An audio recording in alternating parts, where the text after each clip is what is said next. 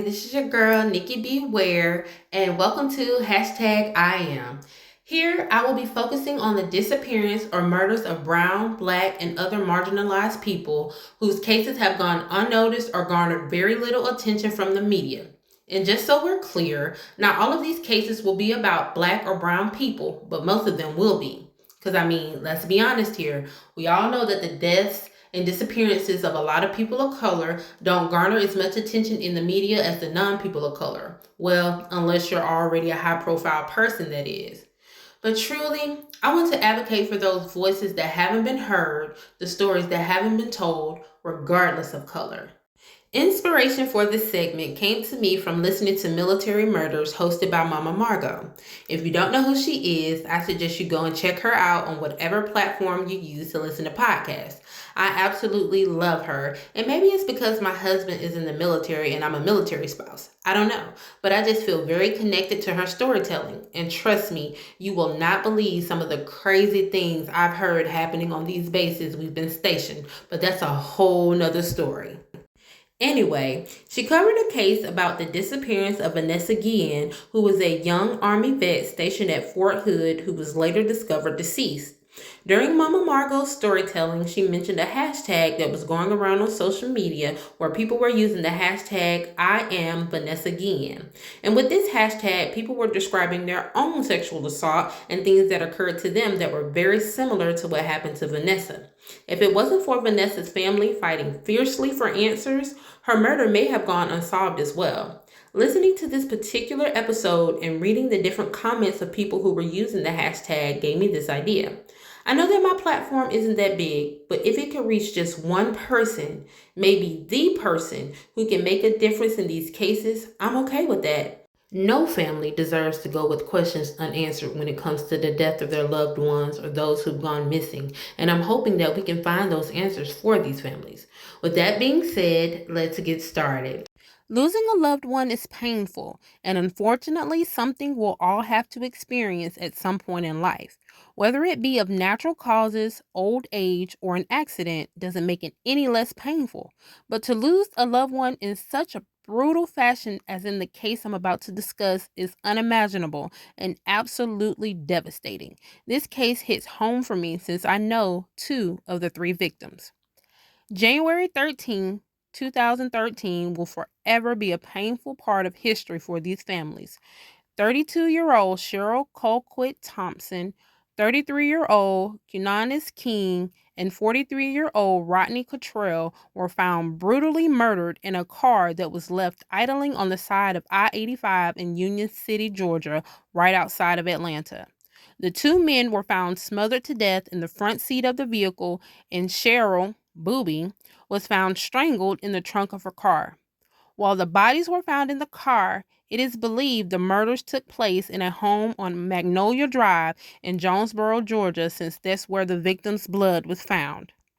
It's been just over 10 years since these murders took place, and while there were persons of interest in the beginnings of this investigation, investigations have stalled due to lack of information. As of today, there have been no reports of any other person or persons of interest or even a motive for the killings. What's most confusing to me is that Quinones, and Rodney were both men of substantial size, so it would have taken something like a controlled substance or someone with brute force to subdue the men, especially Rodney since he was a Golden Gloves boxer. Of all the reports I've read, nothing indicates that a struggle took place, which leads me to believe that the victims were drugged or unconscious at the time of their murders. Now, this is just my opinion based off my own personal theories as to what may have happened, and in no way are facts or something that the authorities may theorize.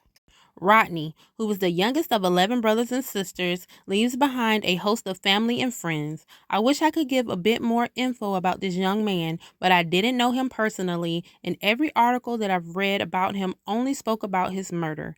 I couldn't even find an obituary on him, but I will continue to look because this young man's life was more than just his tragic ending.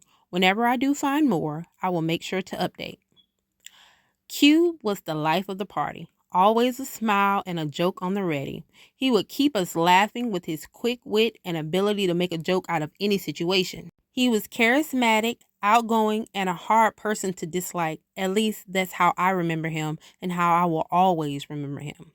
Quinones King leaves behind a mother, Rosetta Colquitt, a father, Antonio Colquitt, deceased, brothers, Martin King, Malcolm King, Quavis Sims, and Alton Edwards, sisters, Holly House, Charlene Lewis, Latasha King, Pamela Williams, and Carolyn King, among a host of nieces, nephews, and other close family and friends.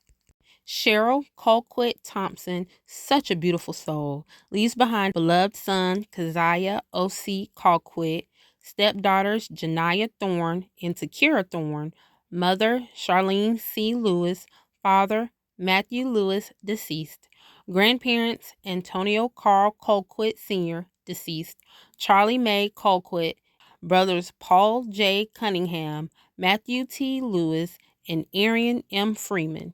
Sisters Nicosia T. Colquitt, Lakita Lewis, Ebony Gonzalez, and Kathany D. Patterson, a host of other nieces, nephews, and extended family and friends. Something that was very evident to anyone who was in their presence was the love Booby, Cheryl, had for her son. That's one thing no one can ever deny, and thankfully, her surviving family members have continued on with that love, especially her baby sister, Keita. Keita has stepped up in such an honorable way to raise a child who is not only her nephew, but who has special needs as well. It can be incredibly difficult and frustrating at times to take on a responsibility as daunting as this one, but she has done so in such a graceful and admirable way that you'd never know that she didn't birth this child herself. Love radiates from her whenever she speaks of him or whenever she looks at him. Booby undoubtedly is at least in peace, knowing that her only son is being well cared for and loved.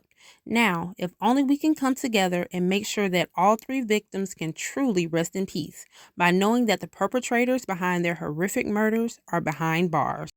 So let's all work together and make sure that this individual or individuals are found so that justice can finally be served.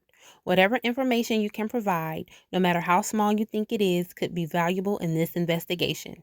Please reach out to Crime Stoppers of Central Montgomery, Alabama at 334-215-STOP or Clayton County Police Department at 770-477-3747. An award may be available for any information given that leads to an arrest. My prayer is that we don't allow another 10 years to go by without finding answers. Until next time, this is #IAM. Be blessed and stay safe.